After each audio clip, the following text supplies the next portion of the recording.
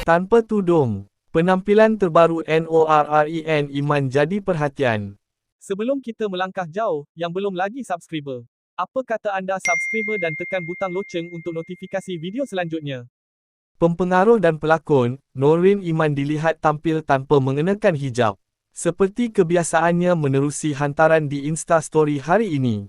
Dalam perkongsian terbabit, Norin dilihat bergambar dengan ahli keluarganya tanpa tudung dengan potongan rambut pendek. Walau bagaimanapun, tidak dapat dipastikan sama ada video, gambar tersebut baharu ataupun sebaliknya. Sebelum ini penampilan pelakon terbabit menjadi perhatian peminat susulan. Menggayakan skef sahaja bagi menutupi rambut. Tidak seperti sebelum ini. Mungkin Norin ingin menjadi diri sendiri dan sama-sama kita doakan yang terbaik untuknya.